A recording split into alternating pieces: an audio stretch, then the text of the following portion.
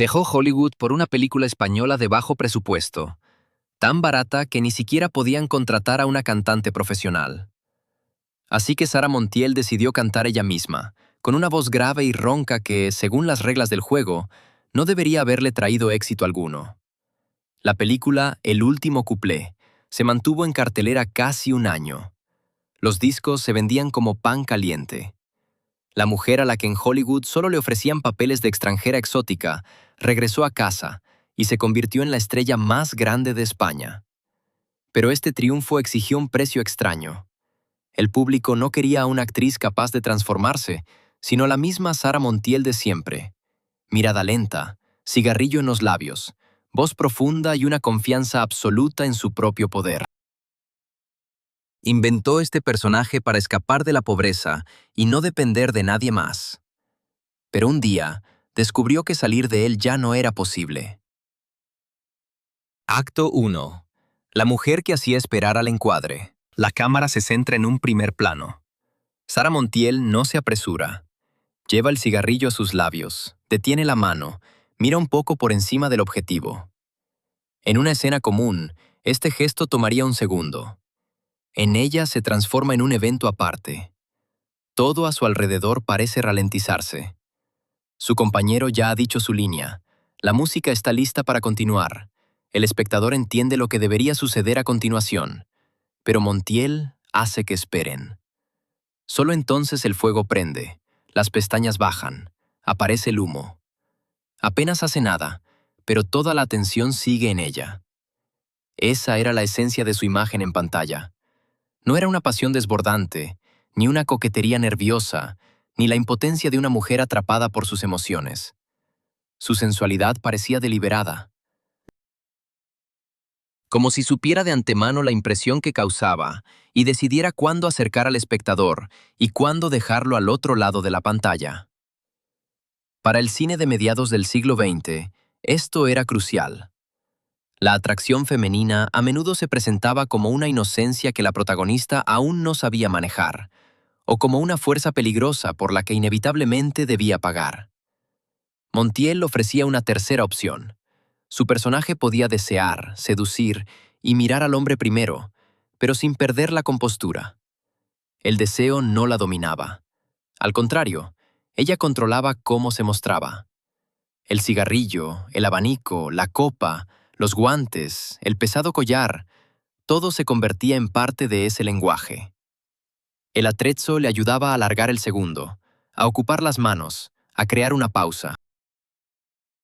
No solo vestía un vestido o joyas, los hacía trabajar al ritmo de la escena. Incluso su canción no comenzaba con la primera nota, sino con la espera de esa nota. Más tarde, parecía que esa lentitud era su naturaleza. Como si Sara Montiel hubiera nacido con una voz grave, una postura majestuosa y la seguridad de una mujer que nunca tuvo que luchar por atención. Pero ante la cámara, nada es natural. La luz se ajusta, se repite el giro de la cabeza, se encuentra la mirada. La pausa, que parece perezosa, requiere precisión. Si se alarga demasiado, la escena se desmorona. Si se acorta, desaparece la tensión. La fortaleza de Montiel no era la ausencia de esfuerzo, sino su habilidad para ocultarlo. Creaba la impresión de que el lujo, la calma y el derecho a no apresurarse le pertenecían por nacimiento. Pero en realidad, detrás de la imagen de la mujer que hacía esperar a toda una sala, estaba la niña de la Mancha, que creció en una familia donde el tiempo se medía no en primeros planos, sino en trabajo y escasez de dinero. Muy temprano tuvo que entender una cosa simple. Para cambiar su situación, no bastaba con ser vista. También debía aprender a controlar lo que los demás veían. Acto 2. Antes del nombre Sara Montiel. María Antonia Abad Fernández nace en 1928 en Campo de Criptana, en las áridas llanuras de La Mancha. En su familia no hay artistas, ni contactos influyentes, ni dinero que permita buscar una vocación por mucho tiempo. Su padre trabaja duro y mucho, su salud flaquea, y la familia se muda a donde haya oportunidad de ganar algo. Su infancia no le promete escenarios. Le enseña otra cosa. Cualquier mejora es temporal, y hay que atrapar la oportunidad antes de que desaparezca. La familia se traslada a Orihuela. Es con esta ciudad que se vincula la historia que Montiel contaría muchas veces. Durante la Semana Santa, alguien la escucha cantar una saeta, y la voz de la niña atrae la atención de las personas adecuadas. En distintas versiones, los detalles cambian. Aparecen nuevos testigos y una precisión casi mágica en la casualidad. A Sara le gusta darle a su vida la forma de una buena película. Pero detrás de la leyenda hay una cadena muy real. Actuaciones, concursos, el apoyo de la productora Cifesa, estudios y el traslado a Madrid. Esto ocurre en un país que aún no se recupera de la guerra civil. La España de posguerra vive en pobreza, escasez y miedo. Para una niña de familia humilde, hay pocas vías hacia la independencia. Una voz hermosa o una apariencia destacada pueden abrir una puerta, pero tras ella empieza un mundo donde evalúan a la joven rápido y sin piedad. La productora puede ofrecerle lecciones, un vestido y un pequeño papel, y con la misma facilidad pasar a la siguiente aspirante. María Antonia comprende pronto. El talento no basta. Hay que estar en el lugar correcto, causar la impresión adecuada y no mostrar desconcierto, aunque por dentro todo tiemble. En 1944, aparece por primera vez en pantalla en la película Te quiero para mí. En los créditos figura como María Alejandra. En la siguiente cinta, Todo empezó con una boda, surge otro nombre, Sara Montiel. Más tarde explica el origen del seudónimo de distintas maneras. El nombre Sara lo vincula a la memoria familiar, Montiel a su natal La Mancha. Quizás haya algo de invención en esto también. Pero el verdadero significado del seudónimo no necesita una leyenda precisa. El nuevo nombre crea distancia. María Antonia es la niña que llega a la capital y depende de decisiones ajenas. Sara Montiel ya suena como una mujer que hay que recordar. Al principio no hay gran diferencia entre ellas. En las películas españolas de los 40, Sara trabaja mucho, pero aún busca su lugar. Aparece en dramas históricos, melodramas, películas de aventuras. Lleva pesados trajes, aprende a estar bajo la luz ardiente, escucha las indicaciones de los directores, observa cómo los actores más experimentados economizan movimiento y voz. En Mariona Rebull, Don Quijote, Locura de amor, obtiene papeles destacados pero no centrales. En Locura de amor, su Aldara no controla la trama, pero su presencia atrapa la mirada incluso cuando la escena pertenece a otros. Montiel ya posee la rara habilidad de no desvanecerse junto a la protagonista. Los productores notan esta cualidad, pero sacan la conclusión más simple. A una mujer hermosa hay que ponerla en cuadro, sin necesidad de darle un carácter complejo. El cine español de esos años ofrece a las actrices un conjunto limitado de posibilidades. Se puede ser la joven inocente, la dama noble, la víctima o la seductora que el final devuelve a la moral. El guión rara vez pregunta qué sucede dentro de esa mujer. Su función se define por cómo la miran los hombres y qué advertencia debe dar su destino a la espectadora. Montiel no tiene una gran formación teatral, pero posee la paciencia de un observador. No solo mira a los actores. Le interesa dónde colocan la luz, por qué en un ángulo el rostro parece más suave y en otro muestra poder, cómo la tela cambia el andar, por qué un gesto en primer plano parece natural y otro apresurado. Aprende no tanto a vivir el papel, sino a entender qué exactamente capta el objetivo. La cámara no sabe si la actriz está segura de sí misma, solo ve el resultado. Los hombros no tiemblan, el mentón está levantado, la mirada no se desvía. Este descubrimiento es casi salvador para ella. La inseguridad interna no tiene que desaparecer, basta con no entregarla a la imagen. Tal vez así la cautela comienza a convertirse en lentitud. Antes de responder, toma un segundo extra para recomponerse, y ese segundo gradualmente se convierte en estilo. La contención oculta la inexperiencia. La atención a la forma compensa la falta de escuela. No puede cambiar su origen, pero puede hacer que la cámara no vea en ella a una chica pobre de provincia. A finales de los 40, Sara ya es reconocible, pero su situación sigue siendo estrecha. Actúa, gana dinero, aparece en buenos proyectos, pero aún ve el límite. Dentro de la industria española le ofrecen moverse en círculos. Otra belleza histórica, otro traje, otro papel junto al centro de la historia. En 1950 se va a México. No es una fuga de celebridad ni parece un paso garantizado hacia arriba. Deja un sistema conocido por un mercado donde la competencia no es menor, pero la escala es incomparablemente mayor. El español le abre toda América Latina. Allí su apariencia puede dejar de ser demasiado pesada para la norma local y convertirse en una característica reconocible. María Antonia se va porque no quiere esperar a que el cine español decida en qué puede convertirse. Sara Montiel parte en busca de un lugar donde pueda tomar esa decisión por sí misma. Acto 3. México y Hollywood. Libertad dentro del estereotipo. Ciudad de México la recibe con una industria que casi nunca se detiene. A inicios de los años 50, el cine mexicano aún vive su época dorada. Los estudios ruedan a toda velocidad, las estrellas trabajan en múltiples proyectos a la vez y las películas se distribuyen por todo el mundo hispanohablante.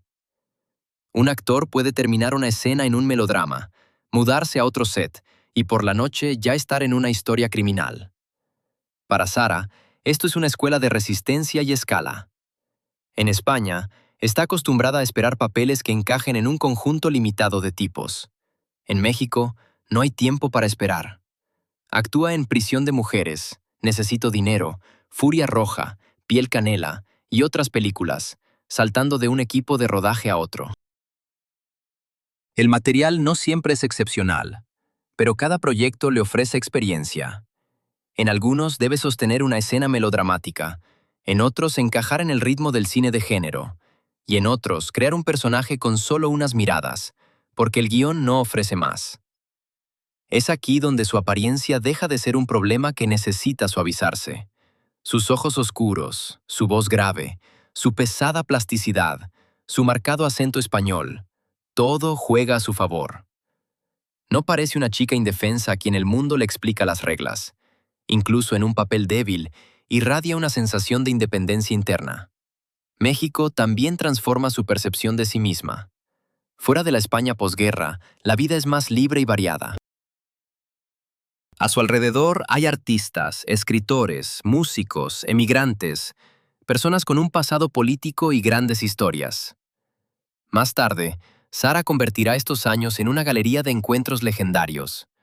No todos pueden confirmarse, pero lo importante es otra cosa. Deja de sentirse como una actriz provincial a quien por casualidad se le permitió salir en la gran pantalla. Comienza a comportarse como una estrella internacional incluso antes de que el mundo acepte plenamente esa definición. Hollywood se convierte en el siguiente paso lógico. En 1954, Sara aparece en Veracruz de Robert Aldrich, junto a Gary Cooper y Burt Lancaster. Luego vienen Serenade con Mario Lanza y Run of the Arrow de Samuel Fuller. Solo mencionar estos nombres suena como prueba de un camino increíble. La hija de una familia pobre de La Mancha se encuentra dentro del sistema cinematográfico más influyente del mundo. Hollywood la impresiona no solo por su escala. Allí, la producción de una estrella se divide entre decenas de especialistas. Una persona se encarga del cabello, otra del maquillaje, otra del vestuario y otra más del habla. La luz se coloca de manera que el rostro mantenga la forma deseada. La imagen pública se planifica tan meticulosamente como un papel. Para Montiel, que intuitivamente se construye a través de detalles, esto es una confirmación. La forma externa no es superficial, si es lo que decide qué lugar ocupa la actriz en el encuadre. Pero el gran sistema no le da más control. Para los estudios americanos, sigue siendo una extranjera hermosa con una conveniente indefinición de origen. Podría ser llamada española, mexicana, latinoamericana, una mujer de un mundo que el espectador americano percibe como lejano y apasionado. Le dan presencia notable, pero rara vez complejidad interna. El idioma también es un factor. Su inglés es limitado, Tiene que desglosar sus líneas con profesores y memorizarlas casi fonéticamente. En un set donde el tiempo es caro, tal dependencia podría convertir a una actriz en una tímida ejecutora de órdenes ajenas. Sara hace lo contrario.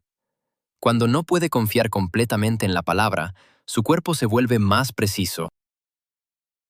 Escucha a sus compañeros no solo por el significado, sino por el movimiento, la respiración, el momento en que termina la línea. Antes de responder, toma un segundo. Ese segundo puede ser necesario para ella misma, pero en pantalla se lee como confianza. En Veracruz, su personaje, Nina, existe entre hombres que negocian, traicionan y sacan armas más rápido de lo que logran terminar una frase. La película pertenece a Cooper y Lancaster. Sin embargo, Sarah no desaparece entre ellos. No intenta competir con su energía. Al contrario, ralentiza su presencia y así se separa del ritmo general. En Serenade, la luz del estudio convierte su rostro casi en un emblema. En Run of the Arrow, el origen del personaje es nuevamente más importante que su carácter. Hollywood reconoce su fotogenia, pero este reconocimiento tiene un límite. Mientras Montiel siga siendo una parte impactante de una historia masculina, el sistema está satisfecho. Podría haberse quedado. Le ofrecieron contratos. Su matrimonio con el director Anthony Mann la vinculaba con la élite profesional. Quizás, en unos años, habrían surgido papeles más grandes. Pero eso significaría esperar y nuevamente aceptar que otros decidan cómo usar su rostro. Sara no quería simplemente aparecer en grandes películas. Quería ser la razón por la que se hiciera una película y por la que se comprara un boleto. Más tarde, explica su partida como un rechazo a interpretar otra India. En esa frase, hay tanto ironía como un diagnóstico preciso. Hollywood le dio prestigio, experiencia y la confianza de que podía estar al lado de las mayores estrellas. Pero el derecho a definir su imagen seguía en manos del estudio. Es entonces cuando le ofrecen una pequeña película española sobre una cantante de un viejo cabaret. Después de los sets americanos, el proyecto parece casi un paso humillante hacia atrás. Poco dinero, un género anticuado, un director cuya mejor época parecía haber pasado. Sin embargo, la película tenía una ventaja que Hollywood no podía ofrecer. Dependía completamente de ella. Montiel elige no el proyecto más grande, sino el espacio más grande dentro del proyecto. Y esta decisión transforma su vida. Acto 4. Una voz inesperada. El último cuplé narra la historia de María Luján, una famosa cantante de varieté cuya historia comienza después de su caída. En su apogeo, el público la adoraba. Los hombres perdían la cabeza por ella, y sus canciones le traían fama. Ahora, ante el espectador, se presenta una mujer que ha pagado el precio del escenario con soledad y derrota.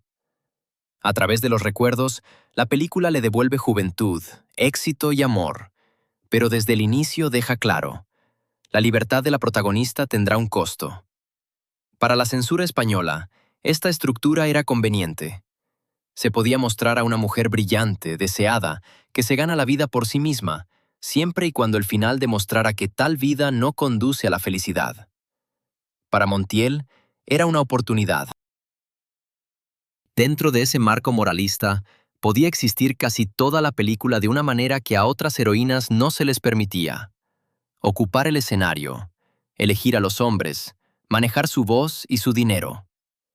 La producción, sin embargo, apenas se sostenía. Juan de Orduña armaba la película en medio de una constante escasez de fondos. Después de Hollywood, los decorados parecían especialmente pobres.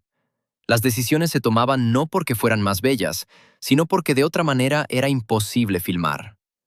Anthony Mann, al ver el proyecto, no ocultó sus dudas.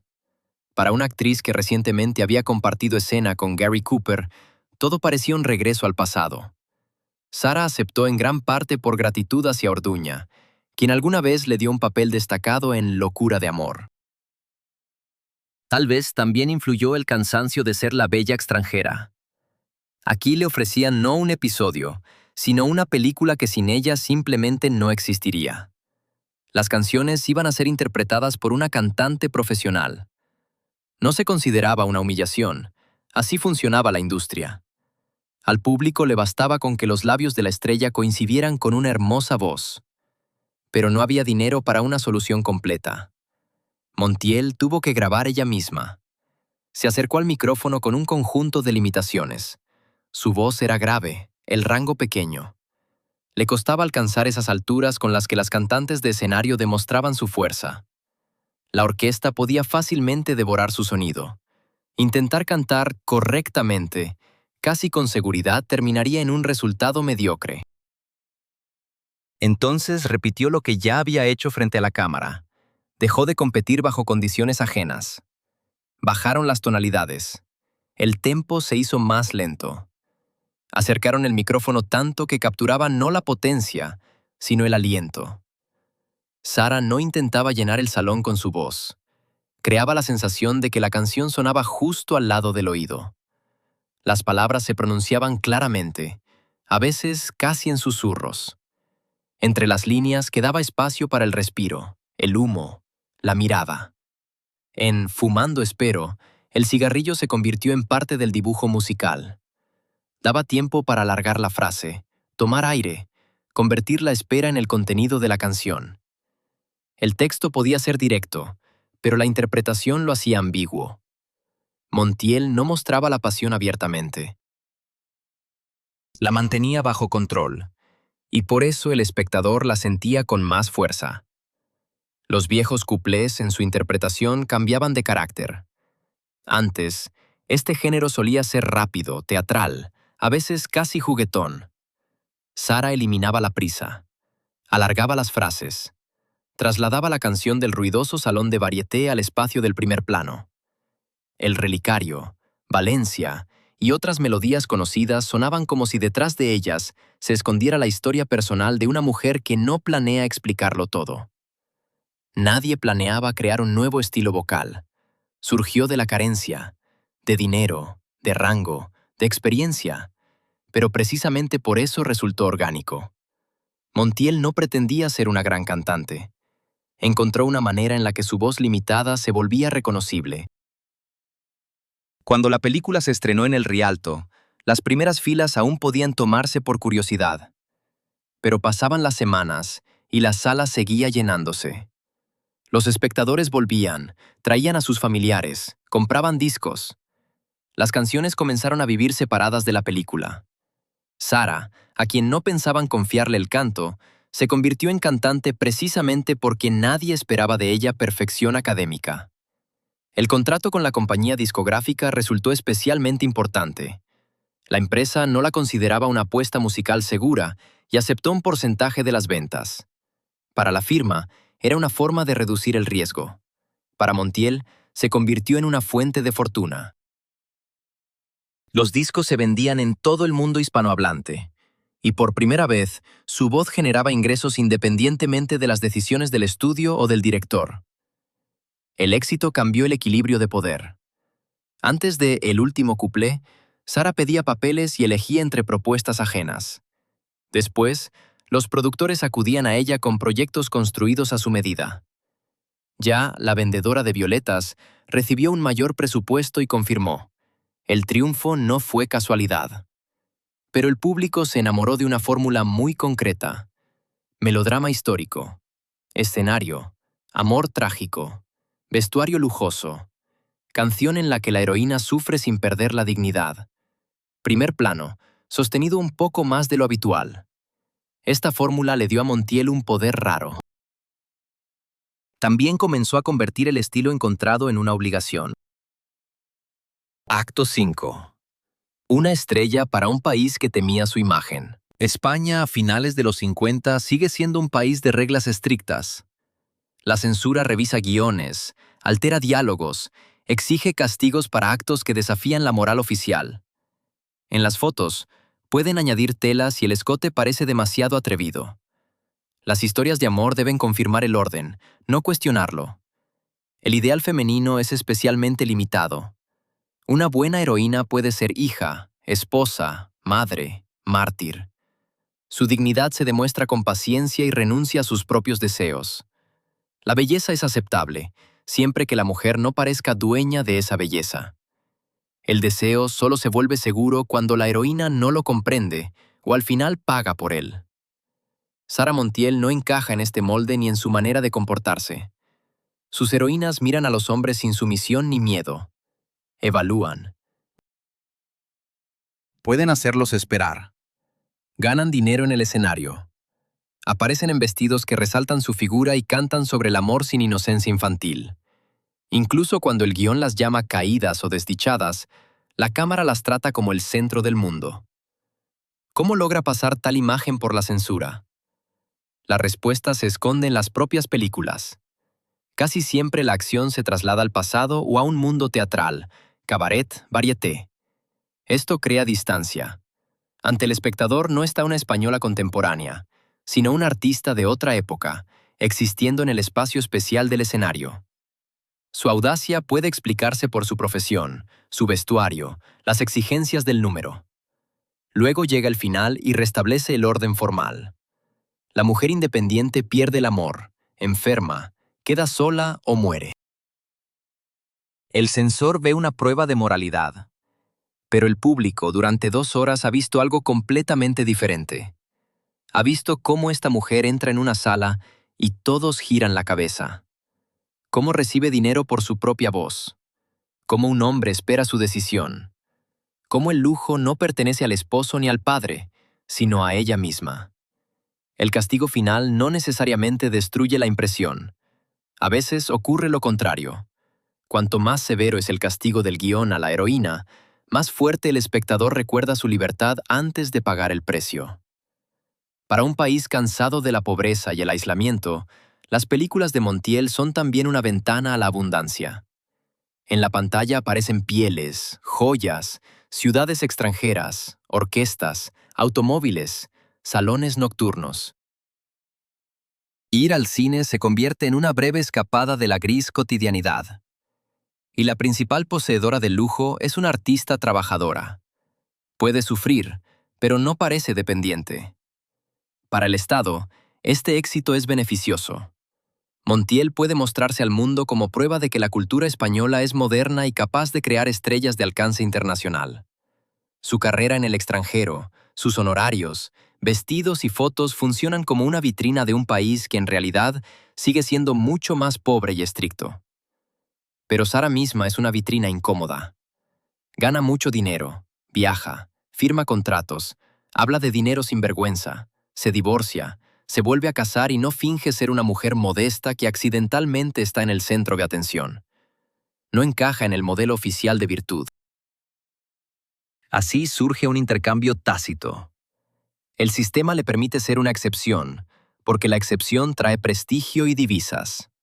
Montiel acepta las limitaciones del género porque dentro de ellas obtiene un control inaccesible para la mayoría de las actrices. El público recibe una fantasía segura sobre el poder femenino. Todas las partes se benefician de esta contradicción sin nombrarla en voz alta. Después de La vendedora de violetas, el éxito se consolida. Los productores ya entienden por qué paga el público. Las películas se construyen alrededor de números musicales, vestuarios, primeros planos y esa combinación especial de sensualidad con distancia que Montiel ha perfeccionado. Su nombre se convierte en una promesa de una experiencia conocida de antemano. Esta posición es rara. Una mujer que comenzó como una de tantas jóvenes actrices, ahora puede influir en la elección de canciones, compañeros, vestuarios, condiciones del contrato. La belleza que la industria planeaba usar como recurso ajeno se convierte en su propio capital. Pero el mercado ama la familiaridad más que el desarrollo. Cuanto más confiable es la fórmula, menos quieren los productores cambiar aunque sea una parte. ¿Para qué arriesgarse si el público vuelve a comprar un boleto para ver a la Sara conocida? Así, la victoria comienza a cambiar de dirección. Antes, Montiel aprendía a crear una imagen para no depender del sistema. Ahora el sistema depende de la imagen, y por eso exige que permanezca inmutable. Acto 6.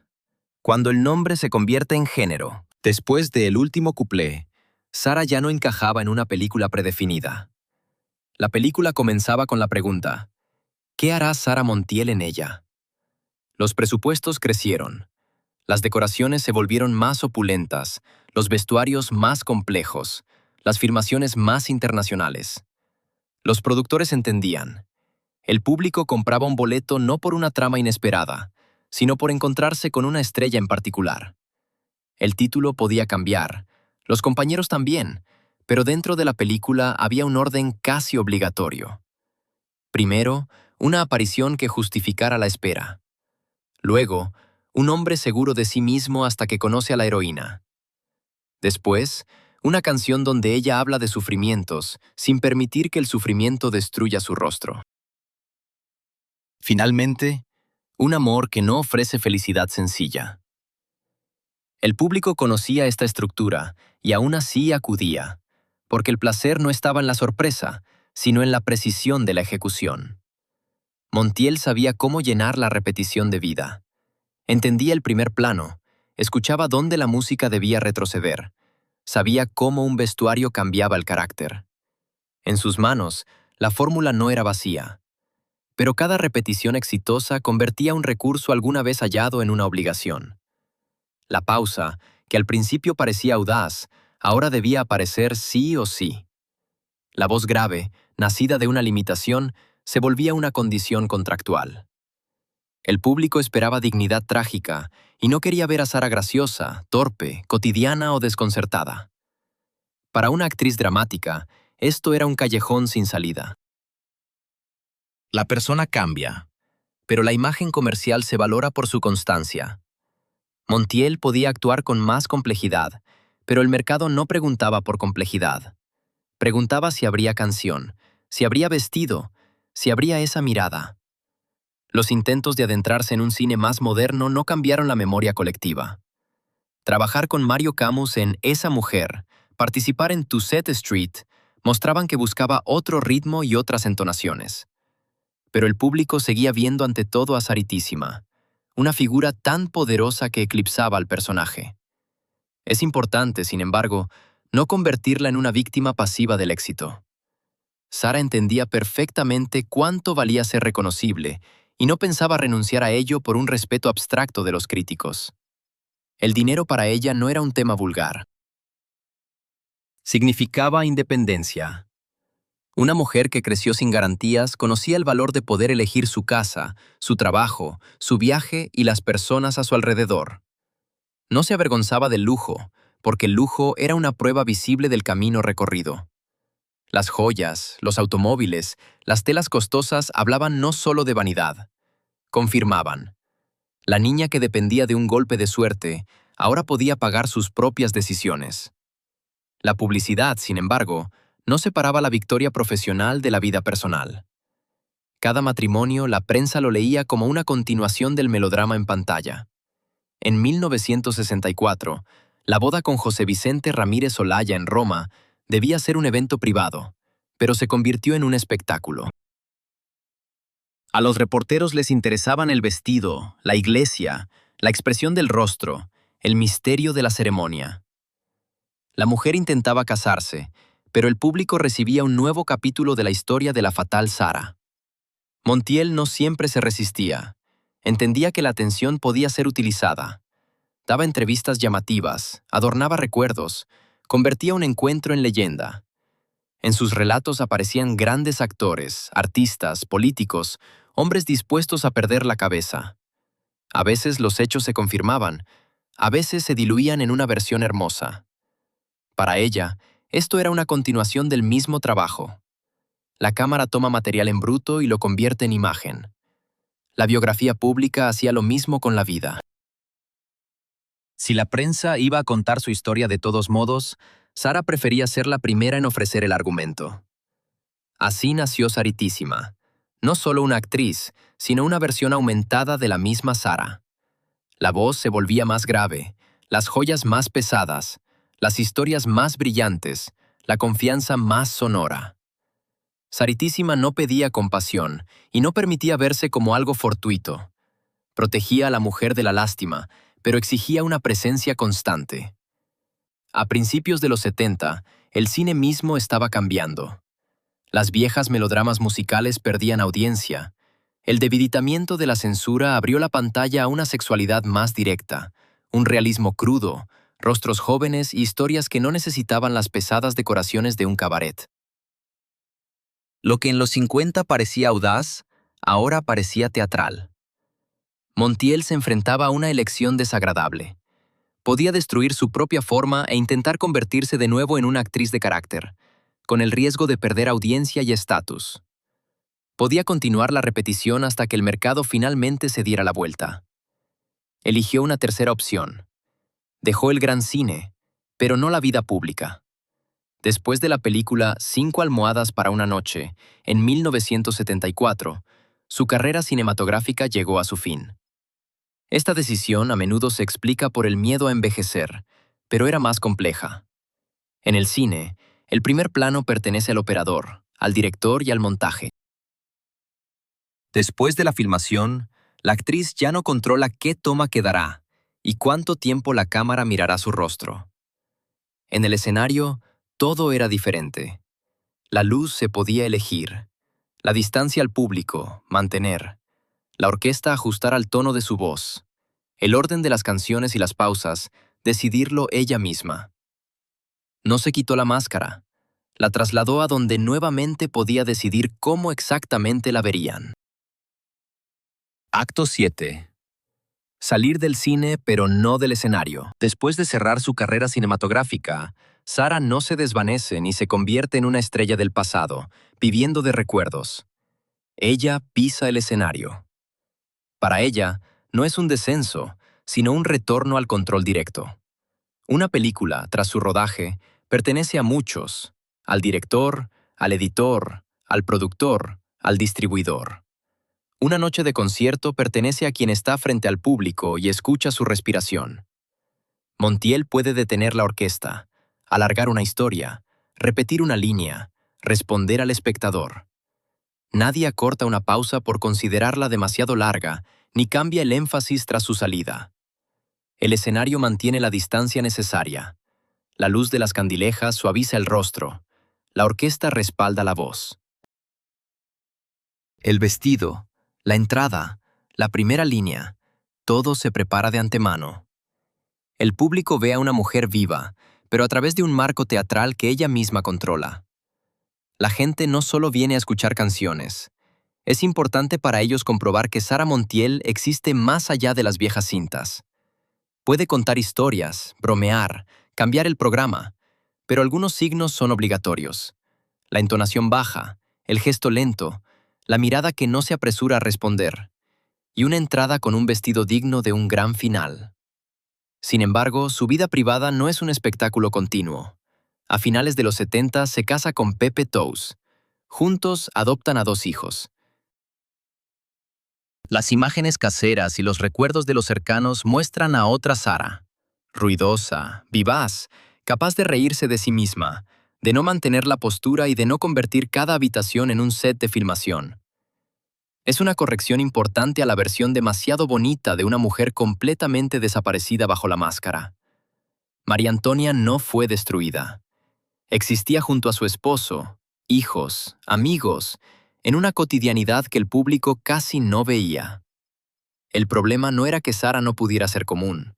El problema era que la Sara común casi no le interesaba a nadie como figura pública. Para el espectador, el valor estaba en Saritísima. La muerte de Pepe Tous en 1992 es un golpe duro. Pierde a su esposo y a la persona junto a la cual la imagen no era su única forma de existir. Después de eso, el escenario y la televisión ocupan aún más espacio. El trabajo no solo mantiene el estatus, llena el vacío que antes pertenecía a la vida familiar. Pero la Montiel tardía no solo repite viejos números, continúa grabando música, busca contacto con artistas de otra generación. El álbum Purísimo Sara, lanzado a finales de los 80, se construye sobre el encuentro de su voz con un nuevo entorno cultural. Esto muestra que puede renovarse, siempre que la renovación no requiera renunciar a su propia naturaleza. Los jóvenes espectadores ya leen su teatralidad de otra manera. Lo que en los 50 se percibía como pura opulencia y seria sensualidad, ahora puede parecer camp. un deleite por la exageración, la artificialidad, las joyas demasiado pesadas y las pausas demasiado largas. Montiel se convierte no solo en una leyenda del cine antiguo, sino en material para un nuevo juego. Resulta especialmente importante para la cultura queer española y los artistas de transformación. Su imagen puede ser copiada, intensificada, parodiada. Pestañas enormes, voz grave, cigarrillo, giro lento de cabeza. Paradójicamente, la parodia no destruye el original. Cuanto más se exageran sus métodos, más claro se vuelve cuán perfectamente fueron concebidos. La propia Sara posee autoironía. Entiende que se ha convertido en una cita, y a veces cita a sí misma con gusto. Puede magnificar un gesto, interpretar a Saritísima aún más grande, y así mostrar que conoce las reglas del juego. Sin embargo, entre la autoironía y la burla ajena hay una frontera. Mientras Sara misma intensifica la imagen, el control permanece con ella. Cuando la televisión comienza a recortar una frase de una larga conversación y repetirla como prueba de ridiculez, la imagen pasa a manos ajenas. En los 92.000, la televisión española se vuelve más rápida, ruidosa y dura. El formato de los talk shows es casi opuesto a su antiguo arte. Montiel construía la impresión lentamente. La televisión exige reacción inmediata. Ella creaba misterio. El presentador pide confesión. La pausa, que en el cine significaba poder, en un montaje agresivo puede parecer desconcierto o signo de la edad. Los programas se interesan cada vez menos por la historia de su trabajo. Necesitan conflicto familiar, un joven esposo, una declaración ruidosa, detalles de la vida privada. Sara sigue aprovechando la atención y a veces ella misma proporciona material a la televisión. Pero la nueva máquina lo procesa más rápido de lo que ella puede darle sentido. Así, la gran estrella del cine internacional para parte de la nueva audiencia se convierte en una excéntrica anciana de talk shows. No porque su pasado haya desaparecido, sino porque a la televisión le resulta más fácil convertir una biografía compleja en una breve caricatura. Acto 8. ¿Quién controla la leyenda? En los estudios de la tardía televisión española, todo estaba diseñado para sabotear su antiguo método. Varias cámaras capturaban su rostro desde distintos ángulos. El presentador apresuraba la conversación, interrumpía, lanzaba la siguiente pregunta antes de que la anterior terminara. El director podía, en cualquier momento, cambiar a un plano general, insertar la reacción del público o cortar una pausa si parecía demasiado larga. Sara Montiel entraba en este entorno como si aún estuviera frente a una sola cámara de cine. Se sentaba en la silla, alisaba su vestido, giraba lentamente la cabeza y no se apresuraba a responder. Antes, esa demora hacía que todo el encuadre se sometiera a su ritmo. Ahora, a su alrededor, se desarrollaba otro espectáculo. Rápido, ruidoso, construido no sobre la espera, sino sobre el cambio continuo de impresiones. Tras la muerte de Pepe Tous, la televisión ocupó cada vez más espacio en su vida. Le daba trabajo, devolvía la sensación de contacto directo con el público y evitaba que se convirtiera en un nombre de antiguos créditos. Sara conocía demasiado bien el precio de la visibilidad como para desaparecer voluntariamente. Durante toda su carrera, la atención no era solo una manifestación del amor del espectador. Significaba la posibilidad de elegir, ganar dinero, iniciar un nuevo proyecto y no depender de si un productor la recordaba o no. Pero la televisión de los 92.000 ofrecía atención bajo nuevas condiciones. Ya no era suficiente ver a Saritísima en un hermoso vestido y escuchar una canción conocida. Quería penetrar más allá, detrás de la canción, detrás de la luz escenográfica, hasta donde comenzaban la familia, el dinero, la edad, la soledad y el miedo a ser olvidada. Las viejas revistas también comerciaban con su vida privada, pero mantenían una distancia entre la estrella y el lector. La nueva prensa televisiva exigía que el drama ocurriera en el momento, preferiblemente en el estudio y frente a varios millones de espectadores. Sara no entró en este juego como una víctima indefensa. Ella misma daba entrevistas, contaba historias, exageraba detalles exitosos y sabía convertir una aparición ordinaria en un evento. Si el público esperaba a la gran diva, ella le daba a la diva.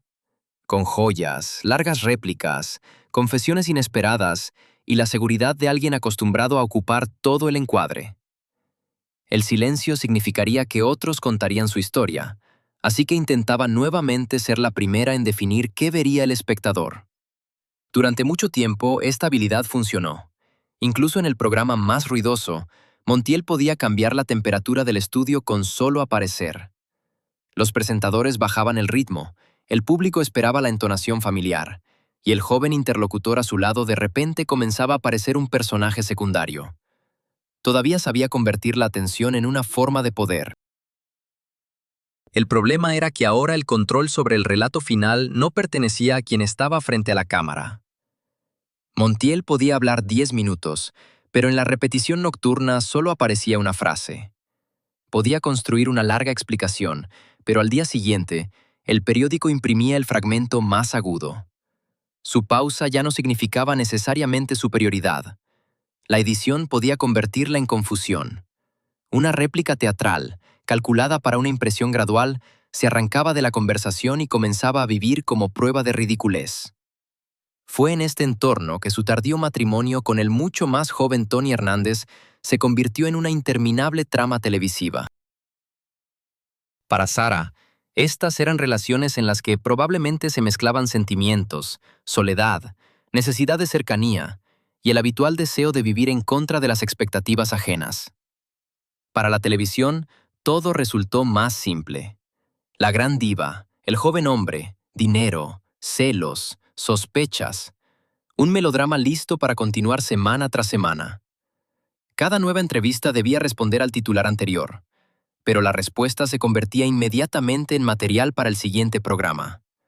Cuanto más insistente intentaba Sara recuperar su derecho a explicar lo que sucedía, más se adentraba en una serie cuyo guión ya no escribía ella. Su vida personal dejó de ser un tema de conversación y se transformó en un recurso de producción del que la televisión extraía un nuevo episodio cada día. Esta era la principal diferencia entre la tardía máquina mediática y la industria cinematográfica que ella había aprendido a manejar. En el cine, se podía aprender un papel, verificar la luz, ensayar una pausa. Incluso un estudio rígido le dejaba la posibilidad de prepararse para el momento en que la cámara se encendiera. La televisión vivía de la casualidad. No esperaba un gesto impecable, sino un fallo, una respuesta demasiado brusca, un ángulo desafortunado, un rostro cansado, una frase dicha antes de que la persona pudiera recuperar su máscara habitual. Para la audiencia joven, estos breves fragmentos se volvían gradualmente más importantes que sus películas. Gary Cooper, Burt Lancaster, los rodajes en México y las filas en el Rialto pertenecían a una memoria cultural lejana. Y una extraña réplica del talk show de ayer estaba cerca. Se podía repetir, ridiculizar, mostrar de nuevo. Así, una gran carrera se comprimía a unos pocos signos reconocibles. Pestañas pesadas, voz grave, joven esposo y joyas demasiado grandes. Sin embargo, incluso en ese momento, Sara no entregó su imagen a la televisión por completo. En ella permanecía la capacidad de entender cómo había cambiado la lectura de su teatralidad y volver a usar ese cambio. Lo que alguna vez se presentó como un lujo serio, casi inaccesible, la nueva cultura pop lo percibía como una exageración consciente. La artificialidad ya no necesitaba ocultarse. Se podía jugar con ella. Por eso, su colaboración con el grupo Fangoria en 2009 no parecía un intento de una estrella mayor de fingir ser joven. Al contrario, Sara apareció junto a artistas para quienes la máscara, el grotesco y la teatralidad demostrativa eran un lenguaje artístico completo. No necesitaba demostrar que el tiempo se había detenido. Necesitaba hacer lo que siempre había sabido: entrar en un sistema estético ajeno y hacer que trabajara para ella. En este encuentro desaparecía la humillante oposición entre la mujer real y la diva artificial. Montiel no prometía naturalidad. Mostraba que veía su propia imagen desde fuera, sabía cuán grande, extraña y conveniente para la parodia era, y aún así seguía siendo su primera autora. Los gestos exagerados dejaban de ser prueba de que estaba atrapada en el pasado. Se convertían en una cita consciente de ese pasado. Y sin embargo, tales regresos no podían cambiar por completo cómo funcionaba la memoria. Para algunos espectadores, la tardía Sarah seguía siendo la mujer que se negaba a desaparecer y convertía la edad en otra forma de presencia escénica. Para otros, una excéntrica heroína de escándalos televisivos. Ambas audiencias miraban el mismo maquillaje, escuchaban la misma voz lenta, pero veían personas completamente diferentes. Esto se hacía especialmente claro cuando Montiel volvía a interpretar Fumando Espero. Salía al micrófono, sacaba un cigarrillo y lo llevaba a los labios. Los movimientos se volvían más cautelosos, la voz más baja, la respiración más corta. Pero la pausa permanecía en su lugar. Para el espectador casual, esto podía parecer una obstinada repetición de un número alguna vez exitoso. Para quienes recordaban su camino, en esa pausa se unían varios tiempos a la vez. La joven actriz que apenas aprendía a mantener la cámara. La estrella de El último cuplé, que hizo que todo un país escuchara su voz imperfecta. La mujer que después del cine salió al escenario y luego se encontró en un mundo donde cualquier gesto podía convertirse en una broma. Ya no podía controlar completamente cómo se leería esa pausa, pero aún podía salir, levantar la mano y esperar el silencio. Cuando Sarah Montiel murió en 2013, quedó claro que el país guardaba varios de sus rostros. Unos recordaban a la primera estrella española que logró entrar en el gran cine americano. Otros, la voz del último cuplé. Otros más, azaritísima en la silla del programa de televisión, rodeada de jóvenes presentadores, escándalos y sus propios gestos exagerados.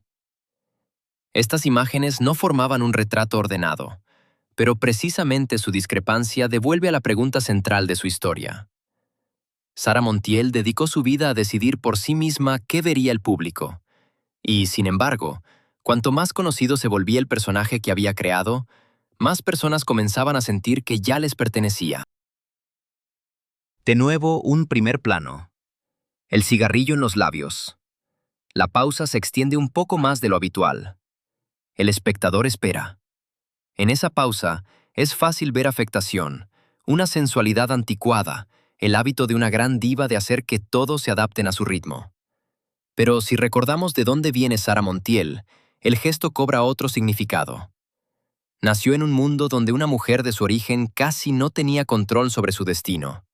El trabajo de la familia, la pobreza, los traslados, la guerra, los estudios, todo exigía adaptarse y esperar decisiones ajenas. Por eso, frente a la cámara, hizo lo contrario. Aprendió a manejar lo que los demás verían. De la cautela, creó lentitud. De una voz limitada, una manera íntima. De un acento extranjero, una fuerza reconocible. De la belleza que los productores querían explotar, su propio capital. La imagen realmente la limitaba. Reducía sus roles, exigía repetición, convertía su vida personal en una extensión del espectáculo y permitía que la televisión tardía reemplazara a la gran artista por una caricatura conveniente. Pero esa misma imagen le dio a María Antonia lo que casi no tuvo al principio: dinero, movimiento, elección y la posibilidad de no pedir permiso para vivir a su manera. Por eso su historia no encaja en una fórmula simple sobre una mujer aplastada por su propia máscara. Sarah construyó esa máscara por sí misma. A veces se convertía en armadura, a veces en escenario, a veces en jaula. La llave no siempre estaba en sus manos, pero tampoco estaba dispuesta a entregarla por completo. Cuando Montiel llevaba el cigarrillo a sus labios y hacía esperar a la sala, por unos segundos ocurría lo esencial. La chica de La Mancha, que durante toda su juventud tuvo que vivir bajo reglas ajenas, cambiaba las reglas para todos los demás. Quizás por eso su pausa sobrevivió a las películas, a la moda y a la misma Saritísima. En ella no solo quedó la promesa de sensualidad. En ella se preservó el derecho de una mujer a no apresurarse por la conveniencia de otros. Si te interesa cómo otra estrella intentó separarse de la imagen que Hollywood hizo famosa, mira el video sobre Rita Hayworth, la mujer que una vez dijo que los hombres se acostaban con Hilda y despertaban junto a ella.